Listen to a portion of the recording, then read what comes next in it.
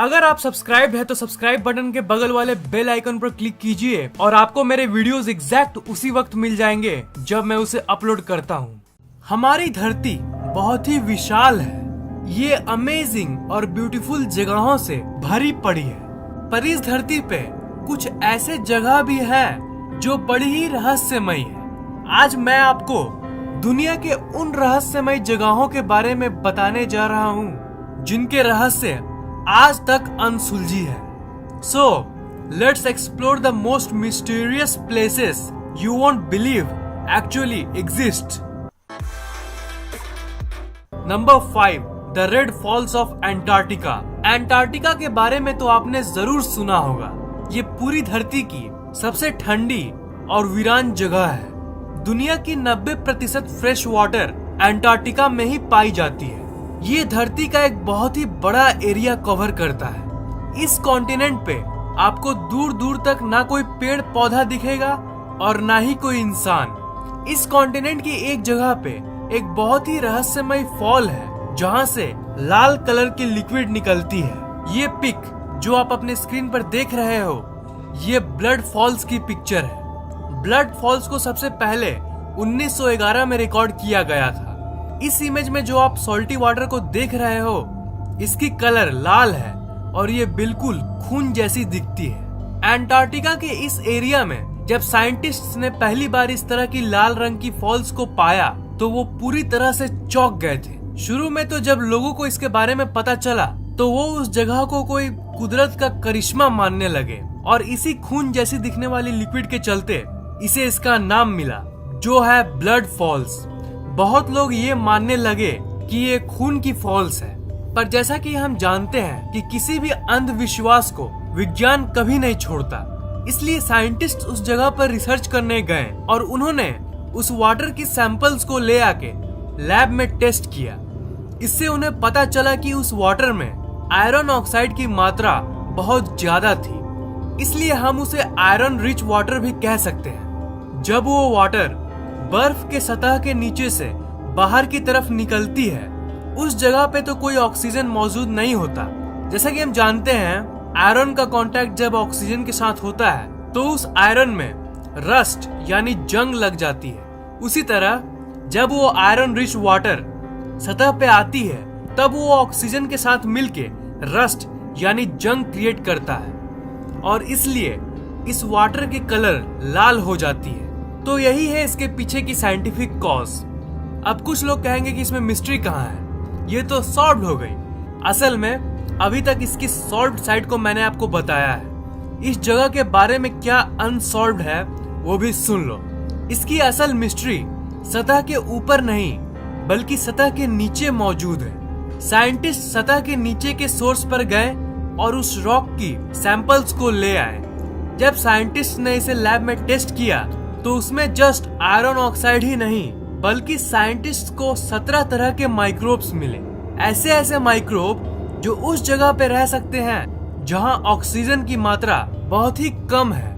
ये तो बड़ी अजब बात है। साइंटिस्ट को आज तक नहीं पता चला कि ये माइक्रोब्स आखिर जिंदा कैसे रहते हैं। यही आज तक एक अनसुलझा रहस्य बन के रह गया है। एंटार्क्टिका दुनिया के उन जगहों में से है जहां अक्सर नए क्रिएचर्स पाए जाते हैं। इससे हमें ये पता चलता है कि धरती पे अरबों प्रकार के जीव जंतु पाए जाने के बाद भी आज भी ऐसे माइक्रोब्स और बैक्टीरियाज हैं जिनके बारे में हमें नहीं पता। ये माइक्रोब्स ऐसी हालत में एंटार्क्टिका में कैसे रहते हैं, ये आज तक एक अनसुलझा रहस्य है। Number 4. The underwater city of Shicheng, China. ये एक बहुत ही रहस्यमय शहर है जो चाइना के एक बहुत ही फेमस लेक के नीचे मौजूद है। जी हाँ, मैंने नीचे कहा। इस शहर का नाम द लायन सिटी है। इस शहर को करीब 1000 साल पहले आप देख सकते थे। ये उस समय मौजूद थी, पर इसके ऊपर लोगों ने एक झील बना दिया और इसलिए अब जब आप इसे ऊपर से देखोगे तब आपको कोई शहर नहीं दिखेगा, सिर्फ पानी दिखेगा। इस शहर को पूरी तरह से पानी के नीचे डुबा दिया गया, पर कई सालों बाद स्कूबा डाइवर्स ने इसे डिस्कवर किया। कई डाइवर्स ने इस जगह की तस्वीर भी खींची। अजीब बात यह है कि उस समय की बिल्डिंग्स और मॉन्यूमेंट्स आज तक इस जगह पे मौजूद है। और ये काफी अच्छी हालत में भी है। इस जगह पे बिल्डिंग पे इंसान की बनी हुई आकृतियां आज भी मौजूद है। साइंटिस्ट को पता चला कि ये मॉन्यूमेंट करीब 1000 साल पुराना है, पर इसकी डिटेल्स किसी भी जगह पर नहीं पाई गई। उस समय के शासकों ने इस शहर के ऊपर आखिर झील क्यों बनवा दिया और वो इसे पब्लिक की आंखों से दूर क्यों ले गए, ये कोई भी नहीं जानता। विचारकों का मानना है कि ये पहले एक हंसता खेलता शहर हुआ करता था, पर किसी रहस्यमय घटना के चलते ये शहर खत्म हो गया। पर बिल्कुल एटलांटिस की लॉस्ट सिटी की तरह ये भी एक रहस्य बन के रह गई है। आजकल इस लेक को टूरिस्ट डेस्टिनेशन बना दिया गया है। अगर आप चाइना विजिट करें तो इस जगह पे आप स्कूबा डाइव जरूर करना चाहेंगे। Number 3, North Sentinel Island. ये दुनिया की उन जगहों में से है जहां आप जा नहीं सकते। अगर आप वहां चल भी गए तो आप वापस नहीं लौटोगे। इस जगह को दुनिया की हार्डेस्ट प्लेस टू विजिट कहा जाता है। मैं आपको एक्सप्लेन करूंगा कि ऐसा क्यों। ये Sentinel island bay of Bengal के अंडमान एंड निकोबार आइलैंड में से एक है। ये बहुत ही अजीब बात है कि आज भी दुनिया में ऐसे लोग मौजूद हैं जिनको मोबाइल फोन या इंटरनेट की कोई जानकारी नहीं है। ऐसी ही एक ट्राइब मौजूद है इस आइलैंड में जो आज की टेक्नोलॉजी से बिल्कुल भी परिचित नहीं है। ये लोग उन कम्युनिटीज में से हैं जो बिल्कुल अपरिचित है। इस जगह पे रहने वाले लोग बाहरी इंटरफेरेंस को बिल्कुल भी पसंद नहीं करते। अगर आप इस आइलैंड पे जाओगे तो वो आपको जिंदा नहीं छोड़ेंगे। इन्हें बाहरी दुनिया से कांटेक्ट बिल्कुल भी पसंद नहीं है। इस जगह पे वो किसी भी बाहरी इंसान को आने नहीं देते हैं। इस जगह पे जो लोग रहते हैं उन्हें सेंटिनेलीज कहा जाता है। ये सेंटिनेलीज उन एंशिएंट ह्यूमंस की पीढ़ी है जो अफ्रीका के जंगल में रहते थे। ये शुरुआत के कुछ एंशिएंट ह्यूमंस में से एक है। ये लोग और इनके पूर्वज इस छोटे से आइलैंड पे पिछले 60,000 साल से रहते आ रहे हैं। इससे कोई नहीं फर्क पड़ता कि आप कौन हो। अनजाने में ये आपको हमेशा एक ही तरह से ट्रीट करेंगे, धनुष और भाले से। अगर आप उनको वहाँ पे जाके खाना और कपड़े भी दो तो वो उन्हें एक्सेप्ट नहीं करेंगे। 2004 की सुनामी में जब रेस्क्यू टीम वहाँ पे गई थी उन लोगों को बचाने के लिए, तब भी वो लोग इन रेस्क्यू मेंबर्स को वहाँ से भगा दिए थे। उस समय जब इंडियन नेवी हेलीकॉप्टर पे रेस्क्यू टीम वहाँ पे पहुंची तब उन्होंने बहुत शत्रुता के भाव से व्यवहार किया। जब वो हेलीकॉप्टर जमीन के करीब आके उन लोगों को खाना बांटने की कोशिश कर रही थी तब उनमें से एक सेंटिनेलीज ने एक एरो हेलीकॉप्टर के तरफ शूट कर दिया। इस ट्राइब के बारे में बहुत कम ही इंफॉर्मेशन अवेलेबल है। इनकी भाषा अननोन है और इनकी आदतें भी। ये पूरा आइलैंड घना जंगल में घिरा हुआ है, इसलिए हम लोग इनको ऊपर से ऑब्जर्व भी नहीं कर सकते कि ये आखिर अपने जिंदगी को जीने के लिए क्या क्या करते हैं। विचारकों का मानना है कि ये लोग फल, मछली और जानवरों को खा के अपना पेट भरते हैं। ये Sentinel island Andaman and Nicobar के अंदर ही आता है, पर शायद ही ये लोग जानते होंगे कि ये लोग इंडिया में रहते हैं। इनके साथ बात करने की कोशिश, फ्रेंडली कांटेक्ट करने की कोशिश बहुत बार की गई है, पर वो हमेशा गलत तरीके से ही रिएक्ट करते हैं। इसलिए गवर्नमेंट भी इस जगह पे हेल्प करने के लिए जाना छोड़ दी और इस जगह को गवर्नमेंट ने बैन कर दिया और इस जगह से 6 किलोमीटर दूर एक बफर जोन बना दिया गया ताकि टूरिस्ट, मछुआरे और एक्सप्लोरर्स इस जगह पे न जाएं। पर अभी भी घटनाएं होती रहती है। जब मछुआरे इस जगह के आसपास भी जाते हैं तब ये लोग उन्हें मार देते हैं क्योंकि इन्हें बाहरी इंटरफेरेंस बिल्कुल भी पसंद नहीं है। इन लोगों के पास कोई टेक्नोलॉजी भी नहीं है और ना ही मेडिकल साइंस। इन लोगों के पास किसी बीमारी का टीकाकरण भी नहीं होता, तो ये लोग बीमारी से कैसे बचते होंगे। ये आइलैंड और यहाँ के निवासी ऐसी ड्रास्टिक हालत में भी बिना किसी बाहरी इंटरफेरेंस और हेल्प को इग्नोर करके कैसे जी लेते हैं, ये अभी तक एक मिस्ट्री बनी हुई है। Number 2, the Overton bridge. Scotland में एक बहुत ही रहस्यमय ब्रिज है जिसका नाम है ओवरटन ब्रिज। इसे 1895 में एक सिविल इंजीनियर H.E. मिलनर ने बनवाया था। ये एक ऐसी जगह है जहां कुत्ते सुसाइड कर लेते हैं और लोग आज तक पता नहीं कर सके कि कुत्ते आखिर वहां सुसाइड करते क्यों हैं। ये ब्रिज इसकी नीचे से बहती हुई पानी की स्ट्रीम के करीब 45 फीट ऊपर है। साल 1950 से लेकर आज तक लगभग 1 डॉग पर ईयर के हिसाब से 50-60 कुत्ते की मौत हो चुकी है। कुत्ते सुसाइड कर लेते हैं ये अजीब बात नहीं है। अजीब बात यह है कि हर कुत्ते ने एक ही सिचुएशन में इस ब्रिज से जंप किया। लोगों ने नोटिस किया कि वो उसी समय इस ब्रिज पर से जंप कर लेते हैं जब यहाँ का मौसम साफ होता है।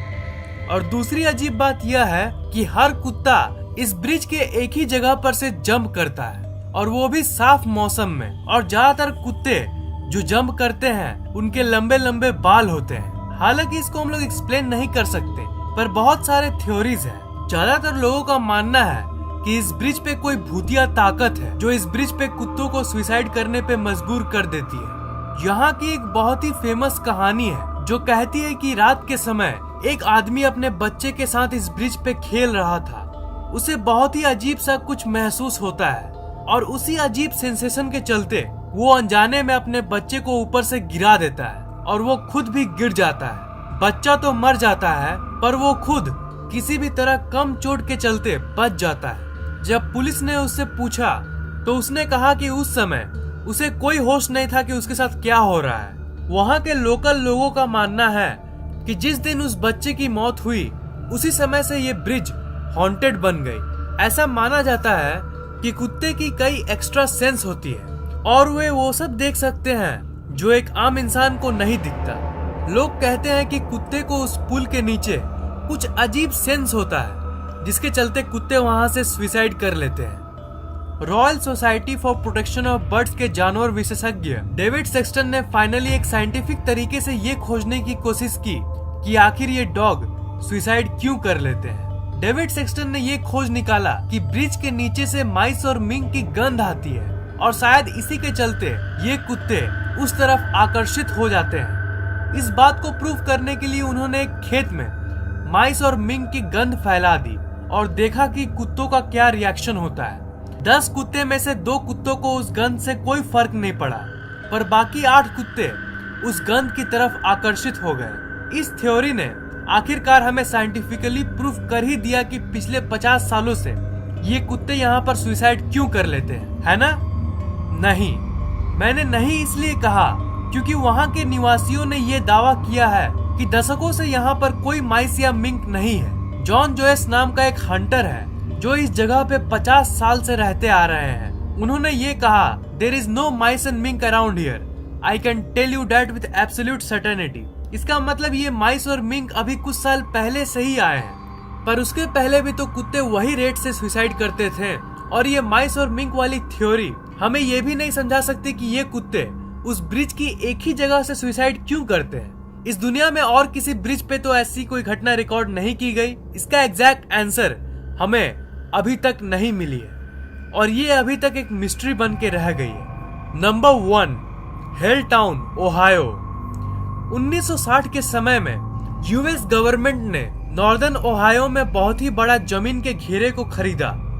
उस जमीन को यूएस गवर्नमेंट एक नेशनल पार्क को बनाने के लिए खरीदी थी। यूएस गवर्नमेंट ने उस जगह को पूरी तरह से खाली करवा दिया था और वहाँ के लोगों को शिफ्ट करा दिया था एक नए जगह पे जहाँ पे वही सुविधा अवेलेबल थी। जितने भी घर बच गए थे उसे गवर्नमेंट ने पूरी तरह से जला डाला था। अजीब बात यह है, आज तक वो नेशनल पार्क वाली प्रोजेक्ट कंप्लीट नहीं हुई। जी हाँ, आज तक नहीं। और इसी के चलते विचारकों का मानना है कि गवर्नमेंट नेशनल पार्क बनाने के लिए नहीं बल्कि किसी और बड़ी वजह के लिए वहाँ के लोगों को हटाया था।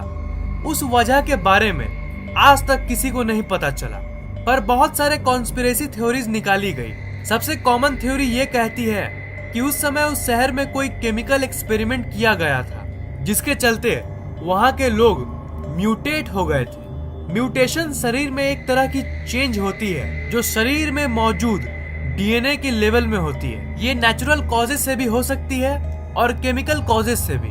जो केमिकल कॉजेज से होती है वो किसी भी इंसान को बहुत ही अजीब बना सकती है, उसे म्यूटेट कर सकती है। विचारकों का मानना है कि उसी केमिकल एक्सपेरिमेंट के चलते केमिकल्स पूरे शहर में फैल गई थी और वही केमिकल्स कई लोगों की म्यूटेशन की कारण बन गई थी। विचारकों का मानना है कि जब गवर्नमेंट लोगों के घरों में आग लगाई थी तभी उन्होंने उन म्यूटेटेड इंसानों को जला डाला था ताकि उस एक्सपेरिमेंट की भनक किसी को ना पड़े।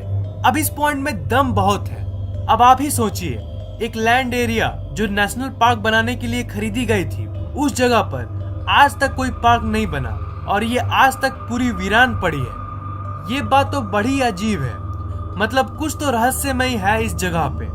तो इन 5 जगह में से आपको सबसे इंटरेस्टिंग कौन सा लगा, नीचे कमेंट करना मत भूलिएगा। इस वीडियो को लाइक, कमेंट और शेयर करना मत भूलिएगा। और मैं हर 2 दिन में ऐसे ही इंटरेस्टिंग वीडियोस अपलोड करता रहता हूँ, इसीलिए इस चैनल को सब्सक्राइब करना मत भूलिएगा।